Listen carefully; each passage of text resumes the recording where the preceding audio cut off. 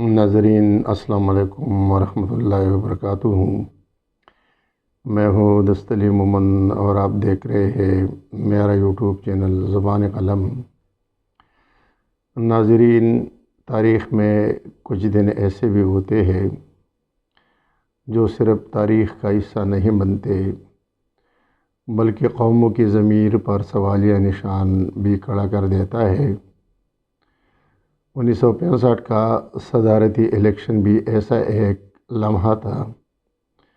ایک طرف طاقت، اقتدار، وردی، جاگیردار، گدی نشین، سرمایہ دار، بیوروکریسی اور ریاستی مشینری تھی، اور دوسری طرف ایک کمزور مگر باوقار خاتون، قائد اعظم محمد علی جناح کی بہن، مادر ملت محترمہ فاطمہ جناح۔ یہ صرف دو امیدواروں کا مقابلہ نہیں تھا، یہ امریت اور جمہوریت کا مقابلہ تھا، ضمیر اور مفاد کی جنگ تھی، سچ اور طاقت کے درمیان معرکہ تھا۔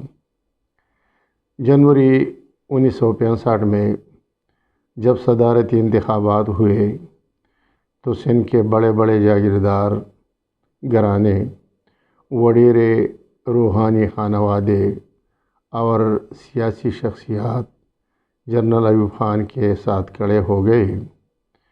پنجاب میں بھی بیشتر گدی نشین، پیر صاحبان اور بااثر خاندان امریت کے حمایتی بن گئے، یہاں تک کہ بعض حلقوں سے محترمہ فاطمہ جناح کے خلاف فتوے بھی جاری ہوئے کہ عورت حکمران نہیں بن سکتی۔ ذرا سوچئے، وہ خاتون جس کے بھائی نے پاکستان بنایا، اسی خاتون پر پاکستان دشمن ہونے کے الزامات لگائے گئے، اسے غدار کہا گیا، اس کے جلسوں کو روکا گیا، اس کے خلاف پروپیگنڈا کیا گیا۔ لیکن تاریخ کا سب سے دردناک پہلو یہ تھا کہ جو لوگ جمہوریت، حق اور عوام کے ساتھ کھڑے تھے، انہیں بعد میں غدار قرار دیے گئے۔ جماعت اسلامی کے مولانا سید ابوالعلا مودودی، حبیب جالب، رسول بخش ولیجو، جی ایم سید اور کئی بااصول لوگ مادر ملت کے ساتھ کھڑے رہے۔ مولانا مودودی کا وہ تاریخی جملہ آج بھی گونجتا سنائی دیتی ہے کہ ایوب خان میں اس کے سوا کوئی خوبی نہیں کہ وہ ایک مرد ہے، اور فاطمہ جناح میں اس کے سوا کوئی کمی نہیں کہ وہ ایک عورت ہے۔ یہ صرف ایک جملہ نہیں تھا، یہ اس سوچ کے خلاف اعلان بغاوت تھا جو جمہوریت کو طاقت کے نیچے دفن کرنا چاہتی تھی۔ ناظرین، پورا مشرقی پاکستان فاطمہ جناح کے ساتھ کھڑا تھا۔ کراچی کے اردو بولنے والی آبادی ان کے حق میں تھی۔ نوجوان طلباء، ادیب، شاعر اور باشعور طبقہ ان کے جلسوں میں شریک ہوتا تھا۔ حبیب جالب جیسے شاعر اپنی آواز سے عوام کو جگا رہے تھے، اور پھر وہ مشہور نظم بچوں پر چلی گولی، ماں دیکھ کے بولی، یہ صرف شاعری نہیں تھی، یہ اس نظم کی داستان تھی جو اقتدار کے نشے میں قوم پر ڈھایا جا رہا تھا۔ ریاستی دباؤ، دونس دھاندلی، طاقت اور سرکاری مشینری کے ذریعے محترمہ فاطمہ جناح کو شکست دے دی گئی۔ لیکن سوال یہ ہے، کیا واقعی فاطمہ جناح ہاری تھی؟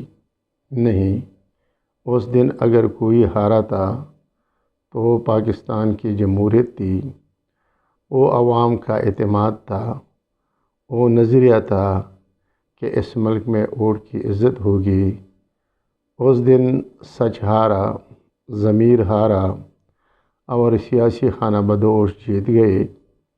تاریخ گواہ ہے کہ جو لوگ اصولوں پر کھڑے رہے وہ اقتدار سے دور ہو گئے، اور جو خوشامد اور مفاد کے ساتھ کھڑے تھے ان کی نسلیں آج بھی اقتدار کے ایوانوں میں موجود ہے۔ ناظرین، قومیں صرف ہتھیاروں سے مضبوط نہیں ہوتی، قومیں انصاف، سچ اور جمہوریت سے مضبوط ہوتی ہے۔ اگر کسی قوم میں اختلاف رائے کو غداری سمجھ لیا جائے، اگر سچ بولنے والوں کو دیوار سے لگا دیا جائے، اگر ہر طاقتور خود کو قانون سے بڑا سمجھنے لگے، تو پھر تاریخ خود فیصلہ سناتی ہے۔ 1965 کا الیکشن صرف ایک سیاسی واقعہ نہیں، یہ ایک سبق ہے، ایک آئینہ ہے، ایک سوال ہے کہ کیا ہم نے تاریخ سے کچھ سیکھا؟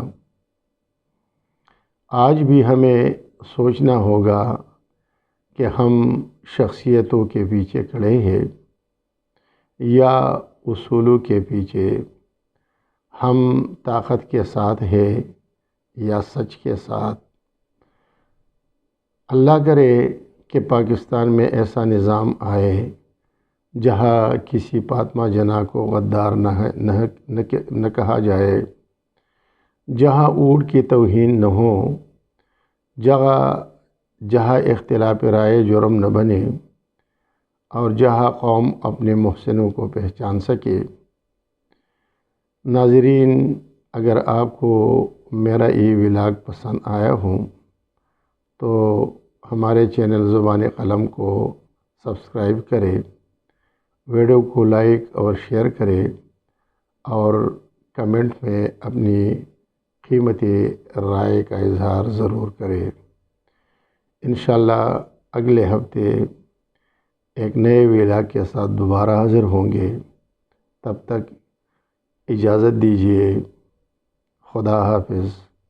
پاکستان زندہ باد۔